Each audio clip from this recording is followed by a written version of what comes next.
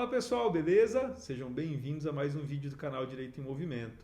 Hoje nós vamos falar de um assunto que eu sou apaixonado, que são as modalidades de guarda no direito das famílias no direito brasileiro.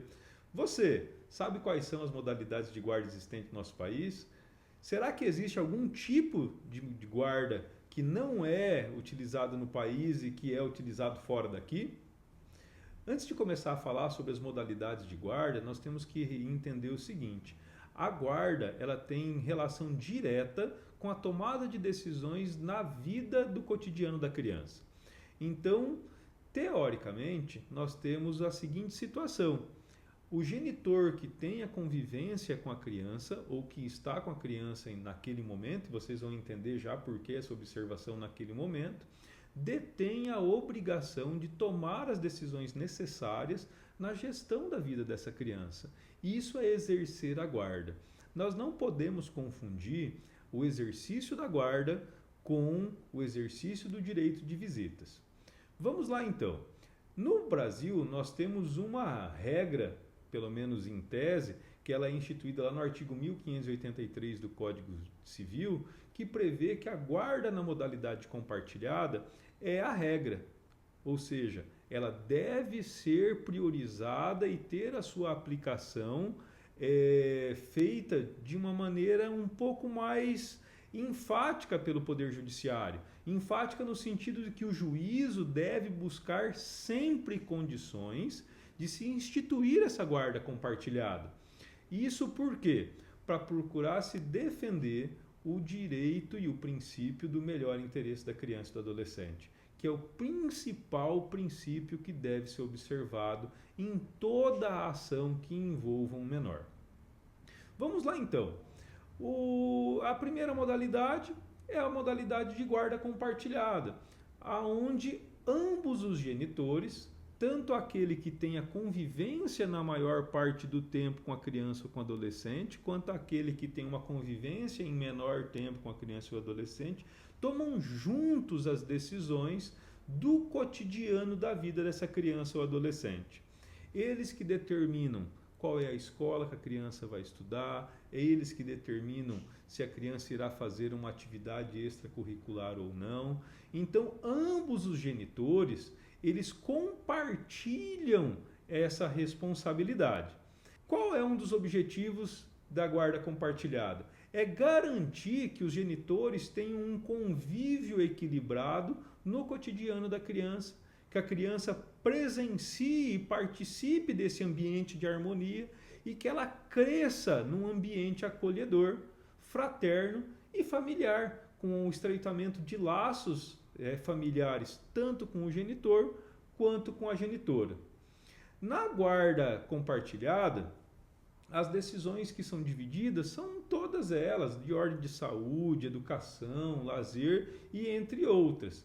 E nós temos um detalhe muito importante.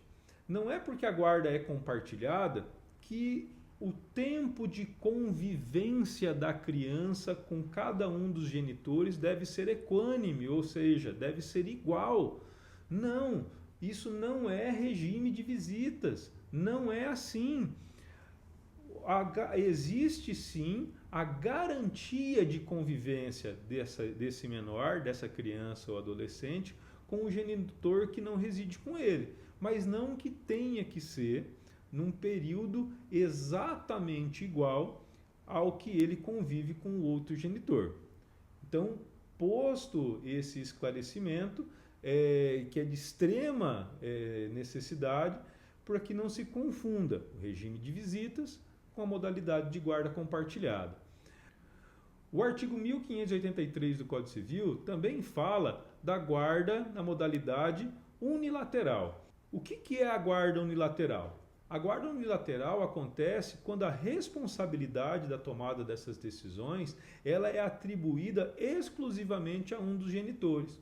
Ou seja, aquele genitor que, em regra, reside com a criança ou com o adolescente, ele tem a autonomia na tomada de decisões do cotidiano da criança. É ele que escolhe qual é a escola que a criança vai frequentar, qual o plano de saúde que a criança terá, qual o médico que a criança irá, qual vacina a criança tomará, qual curso extracurricular a criança participará, sem a necessidade de consulta prévia ao outro genitor. Isso acontece em algumas situações.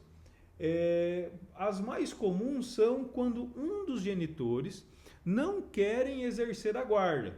Então, quando um desses genitores não querem exercer a guarda, automaticamente a guarda torna-se unilateral para aquele genitor que tem o convívio com o menor e que tem o interesse em exercer a guarda.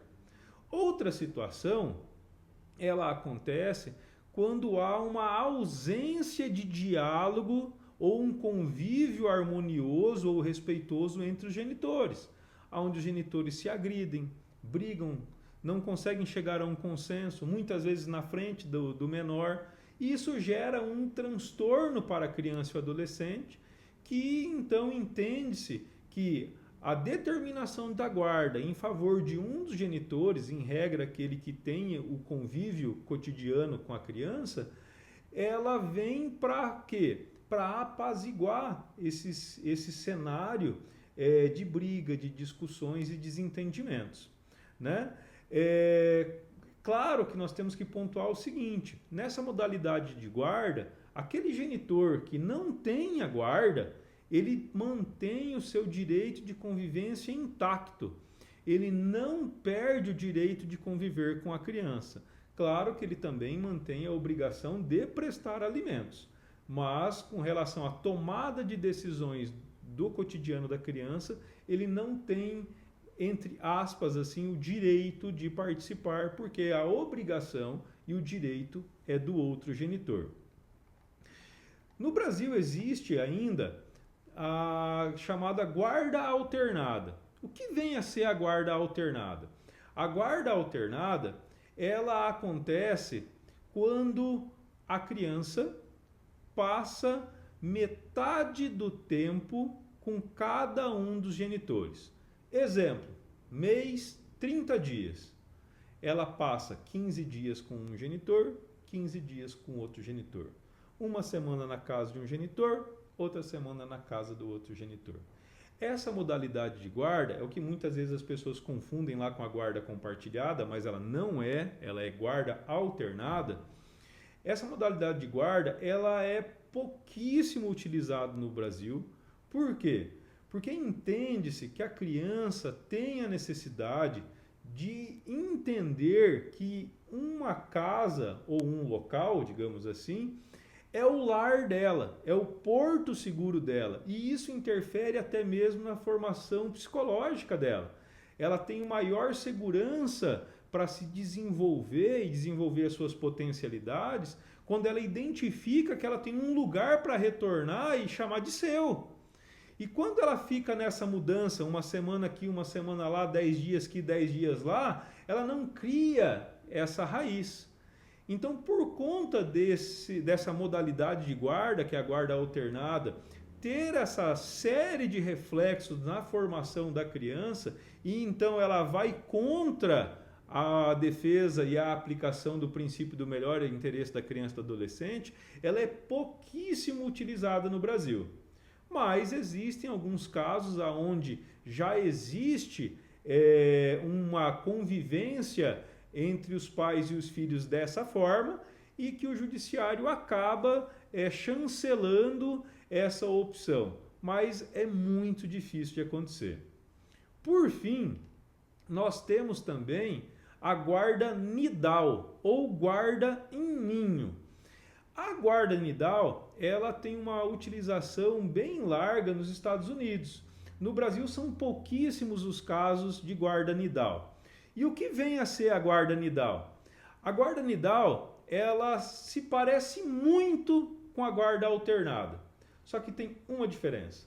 Na guarda alternada é a criança que vem e vai, não é? Ela vai para a casa de um genitor, vai para a casa do outro genitor. Sai da casa desse genitor, vai para a casa do outro genitor. Na guarda nidal, não.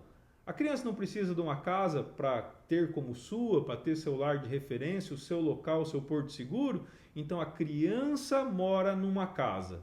E quem vem e passa períodos iguais de convivência são os pais.